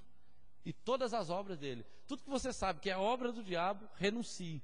Igual, não quero saber disso, eu abro mão. A partir de agora, se tiver alguma coisa aqui na minha casa, eu vou tirar. Se tiver alguma coisa na minha roupa, eu vou tirar. Eu não quero vínculo nenhum com o diabo. Isso é muito importante, né? Porque às vezes a pessoa manda o diabo embora, mas deixa um monte de coisa dele dentro de casa, aí o diabo vai voltando. Aí na hora que for ver televisão, renuncia o que está lá na televisão também. Na hora que estiver lendo alguma coisa, renuncia o que você viu lá. Vai renunciando tudo. Porque ao longo do tempo você vai vendo onde ele entra. Quinto, relembre a Satanás a respeito do sangue de Jesus e da vitória de Jesus na cruz. Lembre ele. Procure lembrá-lo. Quando você estiver recebendo libertação, fala assim, olha, lá na cruz eu fui lavado, eu fui perdoado, eu fui justificado, eu fui santificado, o Senhor me tornou alvo mais que a neve, eu recebi adoção de filho. Você vai lembrando tudo que Jesus fez. Eu tenho paz com Deus, em Cristo eu sou mais do que vencedor, eu sou herdeiro, eu sou não sei o quê. Tudo que a Bíblia diz que você é em Cristo, você vai lembrando para ele. Porque quando você está lembrando para ele, você também está lembrando. E aí a fé brota, né? Uma vez eu fui expulsar o demônio de uma moça, que ele não saía nem por reza braba. Tinha um pastor aqui visitando a igreja, que ele tomou a frente, foi lá tentar expulsar também. O demônio não saía de jeito nenhum. Aí, era de uma moça. Aí eu fui lá, depois que eu estava cansado, eu comecei a lembrar de textos da Bíblia, né? Aí eu falei assim, demônio, lá na cruz, ó, você foi despojado, você foi exposto publicamente, você foi exposto ao desprezo, você foi esmagado. A Bíblia diz que Jesus esmagou, calcou os pés, calcou a sua cabeça com seus pés. Você não é nada, você está derrotado, destruído. E eu fui citando a Bíblia para ele, e ele começou, e tchum, foi embora. Ele foi embora, por quê? Porque ele não aguenta a verdade. A verdade da cruz acaba com o diabo. Ele resiste você, sai, não sai, vai, não vou e tal, beleza, mas quando você fala para ele a verdade, quando você fala, você está pensando que está me enganando, meu amigo, você está derrotado. Ou melhor, você pensa que você está enganando meu inimigo, você está derrotado, você está vencido, você está destruído lá na cruz. Não foi ontem, não é hoje que Jesus vai te vencer, não. Você foi vencido, foi lá, ó, lá no Calvário. Eu me lembro que uma vez manifestou um demônio lá em Belo Horizonte. Meu pai dirigia uma congregação, aí o demônio entrou bravo assim pelo corredor da igreja. Aí meu pai, lá do púlpito, ele fez assim, ô demônio, olha pra cá. Aí o demônio olhou, meu pai fez assim, ó. Abriu os braços, fez o sinal, ficou assim em forma de cruz. Aí o demônio, puf, no chão. Aí meu pai falou assim, fica aí, até o final do culto, que depois eu vou expulsar você. Aí beleza. O demônio assistiu o culto todinho, quietinho, sem falar, sem resmungar, sem nada. Aí no final do culto, meu pai falou, sai. Aí saiu e a pessoa converteu. Entendeu? Por quê? Porque quando o diabo sabe, que a gente sabe que ele já foi derrotado, ele não é ninguém. Ele não é nada. Entende? 6º lugar. Repreenda com veemência toda obra do maligno e ordene que ele vá embora, que os espíritos maus vão embora e se quebre em definitivo toda maldição.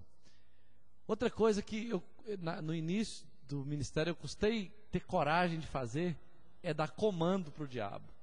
Eu não sabia, eu falava assim, oh meu Deus, mande que ele saia, que você saia em nome de Jesus. Tipo assim, eu custei ter o verbo certo, sabe? Ter coragem de dar ordem, de dar comando, no nome de Jesus. E o diabo, ele sabe que a gente está inseguro. Às vezes ele fala assim, eu não vou sair não. Não vou sair porque essa irmã aqui, ó, ela é mentirosa. Aí eu vou e falo assim, sai irmã, sai. Aí eu mando a irmã sair, em vez do demônio sair. Agora eu não vou sair porque nessa casa aqui já teve muito pecado. Tem que fazer uma limpeza nessa casa. Eu lembro de uma casa que eu orei lá em Patinga. Quando eu cheguei lá, a mulher já tinha queimado os móveis dela quase todos. O diabo falou assim, eu não vou sair porque esses panos aqui, tudo está amaldiçoado. Aí a mulher juntava tudo lá no quintal e punha fogo. Não vou sair porque esses colchões aqui, ó, velho, chama pobreza, não sei o que, não sei o que. Aí a mulher levava para fora e punha fogo. Eu não vou sair porque nessa cama aqui já teve muito pecado e tal. A mulher ia lá e punha fogo. Quando eu cheguei lá, tinha quase nada dentro de casa. Aí eu perguntei para ele, falei, e agora? O que precisa tirar mais aí, demônio? Aí ele continuou falando que tinha que tirar mais não sei o que, só faltava derrubar a casa. Aí eu falei assim, olha, você vai sair em nome de Jesus e agora, vai. Aí ele saiu, a mulher ficou muito chateada quando ela descobriu que ela não precisava ter queimado aquele tanto de coisa na casa dela. O que o diabo queria fazer? Ele queria trazer miséria na casa da mulher e estava conseguindo. O crente estava crendo no diabo, né? A Bíblia fala, crede em Deus e crede também em mim. Ele não manda crer no diabo. Então, repreenda com veemência. Deixa o diabo saber que você tem convicção, que você está seguro. Por exemplo, se o diabo te lembrar, mas ontem você pecou. Você fala assim, mas há 2000 anos Jesus me lavou com o sangue dele. Você está derrotado, do mesmo jeito. Entendeu? Você está seguro em Cristo. Hã? Fala igual a Rosa, né? O que você tem com isso, né? O sangue de Jesus já me purificou. Martinho Lutero tem uma experiência que ele fala que quando ele estava lá, na época que ele estava enfrentando o Vaticano, com aquelas teses todas, ele acordou numa madrugada e o diabo tinha escrito uma lista de coisas que ele tinha feito de errado e que desabonava toda aquela conduta de santidade dele. Aí ele conversou com o diabo foi lá no quarto dele. Aí ele falou assim, olha, só que você esqueceu de escrever embaixo de tudo isso aí, que eu fui lavado com o sangue de Jesus. Aí o diabo sumiu dele com a lista e tudo mais. Entendeu? Porque o sangue de Jesus é o nosso argumento contra a acusação do diabo. A Bíblia fala em Apocalipse: os que venceram, venceram por causa do sangue do Cordeiro e por causa da palavra do testemunho. É isso que acaba com o diabo, o sangue e a palavra, né? Porque o sangue lá na cruz me libertou, e a palavra me lembra que eu fui liberto. Aí o diabo está derrotado, certo? Sétimo e último lugar: restitua os bons costumes e receba em sua vida o Espírito Santo de Deus e ponha-se a adorar a Deus, vivendo no Espírito e na palavra de Deus.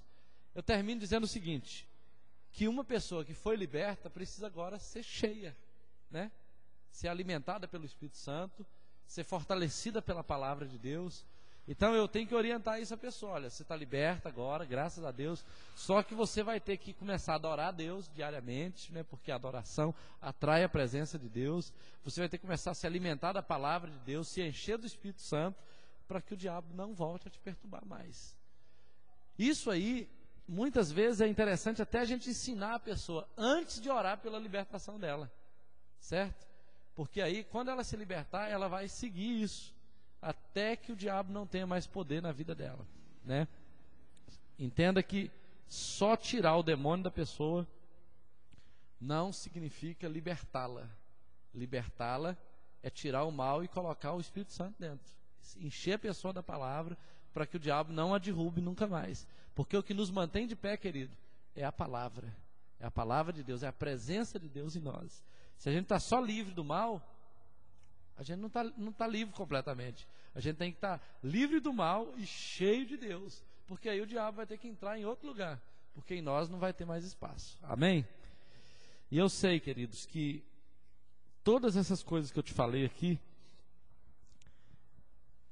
precisa ser regado com muita oração, porque as coisas de Deus, elas só funcionam quando você está em sintonia com Ele. Às vezes um princípio de Deus dá totalmente errado na sua vida se você não estiver em sintonia com Deus.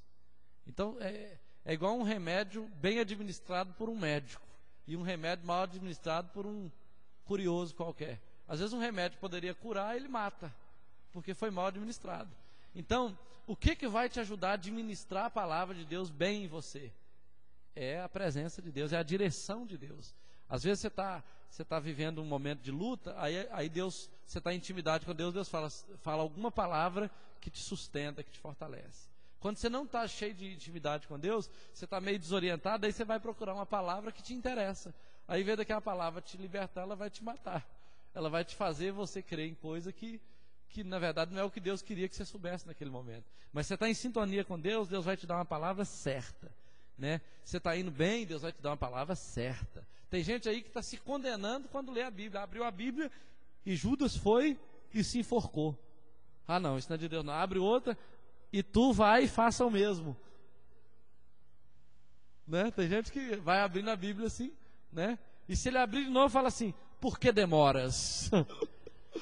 Eis que te digo, hoje é o dia, prepara-te para encontrares com teu Deus, né? E aí, queridos, na verdade a gente precisa de regar com oração.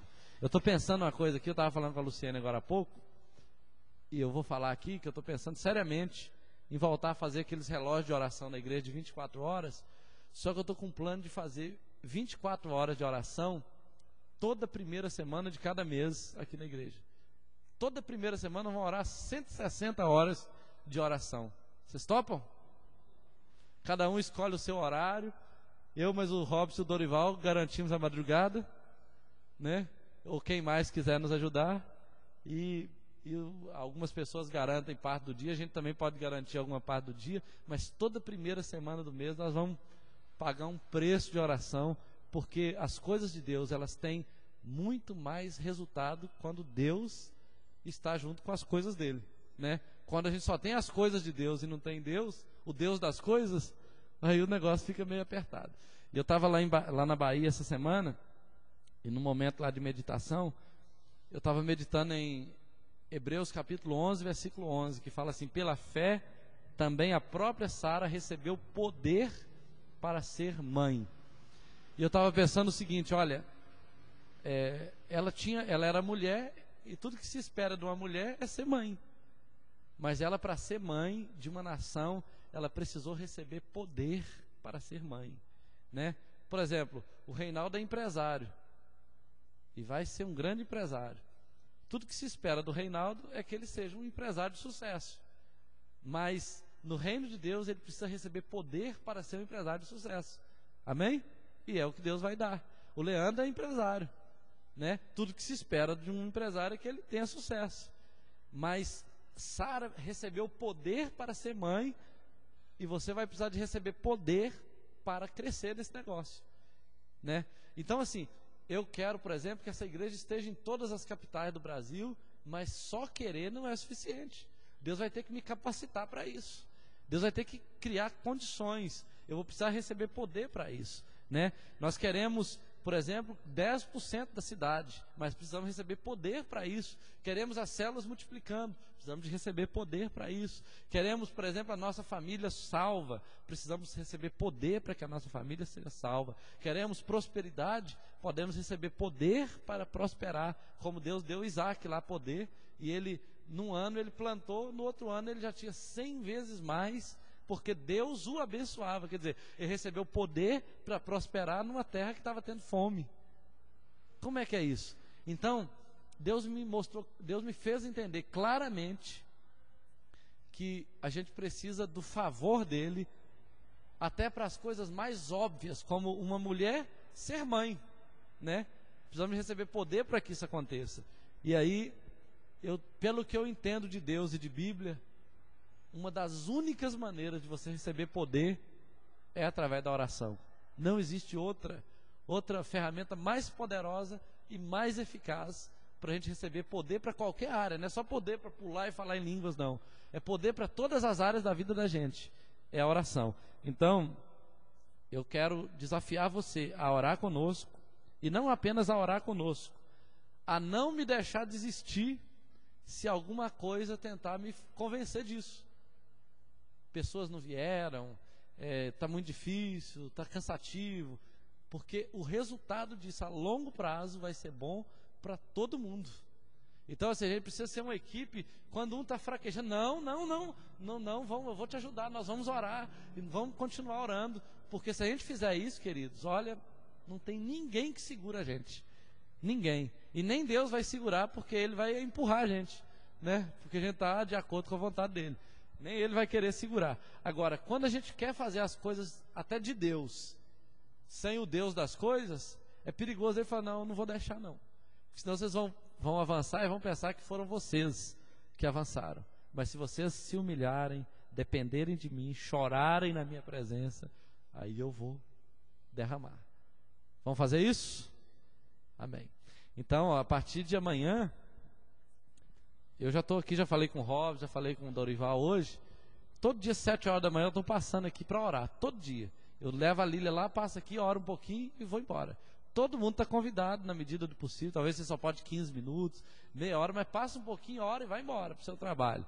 Porque é uma forma de você, ou um dia da semana, ou 2 da semana, do jeito que você puder, não é uma obrigação, mas fique sabendo que a gente vai estar orando aqui todo dia da manhã, né? E na terça, quarta e quinta o Dorival também vai estar, porque ele está sempre aqui. Não, na terça não, na quarta, quinta e sexta, que a terça ele chega à tarde. Entendeu? Mas não é um compromisso, não é uma nova atividade da igreja, não é para vir com assim, pastor mandou, nada disso. Quem achar que vai valer a pena, a igreja vai estar aberta e nós vamos estar orando juntos aí. Tá joia? Não tem um programa específico, é chegar no seu canto, orar, ir embora para casa e deixa Deus fazer a obra. Vamos ficar de pé? Vou chamar aqui o Dorival. Eu extrapolei demais aqui na hora, gente, me perdoe. O Dorival vai estar orando e nós vamos encerrar assim. Amém, amados? Vamos fechar os nossos olhos. Vamos pedir a Deus para derramar esse poder sobre nós, né? O poder de cura, poder de, né? Para que Ele esteja agindo em nossa vida, em todas as áreas.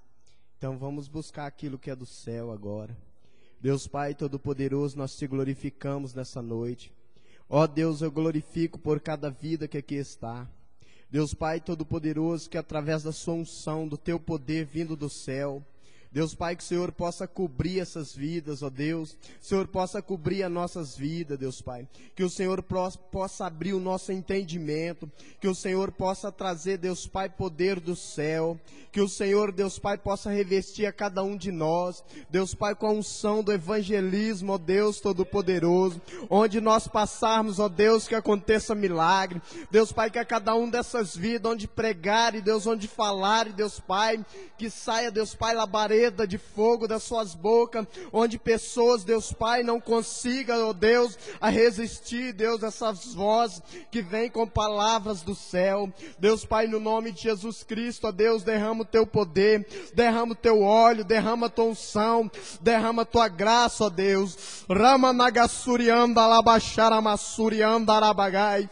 Deus Santo, eterno, em nome de Jesus Cristo, ó Deus, abra o céu, Deus Pai, sobre essas vidas, abra o céu sobre nós, abra, Deus Pai, as comportas do céu, e manda do céu para a terra, ó Deus, cachoeira de azeite, Deus Pai, transforma líderes, ó Deus, em nome de Jesus Cristo, Pai, transforma nossas vidas, transforma, Deus Pai, nossa caminhada, transforma, ó Deus, o nosso trabalho, o nosso projeto, através do teu poder, Deus Pai, traga toda a unção do céu, ó Deus, para que todas as áreas das nossas vidas seja cheia do Espírito Santo, seja cheia da sua graça, seja cheia da sua bênção, seja cheia da tua glória, revista do teu poder, revista com teu óleo, revista com tua unção, revista, ó Deus eterno, estenda as tuas mãos, Deus poderosa, e traga unção, ó Deus, para nossas vidas, traga poder, traga graça, traga o entendimento, traga o ensino do céu, traga o que for preciso, ó Deus, mas traga o teu poder, no nome de Jesus Cristo. Ramanagaya, Sundereia, Libandalabashuri andarabagai. Enecantoliriandarai, Shimanagassúria, Ramanagasuderecha, Lalabalabashúria. Em nome de Jesus Cristo, que todos recebam poder, que todos recebam poder em nome de Jesus Cristo. Levante as suas mãos e receba em nome de Jesus Cristo. Levante as suas mãos e receba unção em nome de Jesus Cristo. Receba unção, Jesus, receba unção, Jesus, libere unção, Jesus, faça acontecer milagres em células, na vida dessas pessoas. Deus Pai, nós sabemos que quanto mais profeta, menos mentira, menos prostituição, menos pecado. Quanto mais profeta, mais vitória. Deus Pai, nós profetizamos, Deus Pai, que há profeta em nosso meio, há profeta, Deus Pai, nessa igreja, há profetiza nessa igreja, há pessoas cheias nessa igreja, há pessoas cheias do Espírito Santo, há pessoas que colocam as mãos sobre enfermos e eles são curados. As pessoas, meu Deus, meu Pai, colocam as mãos sobre, Deus Pai, o endemoniado, e eles serão libertos em nome de Jesus Cristo. Receba poder em nome de Jesus Cristo. Em nome de Jesus, levante as suas mãos em nome de Jesus Cristo. Levante as suas mãos, bate uma na outra e aplauda o Senhor e receba a unção agora. Receba em nome de Jesus Cristo. Receba em nome de Jesus Cristo. Para a glória do Senhor Deus. Amém, Jesus. Amém.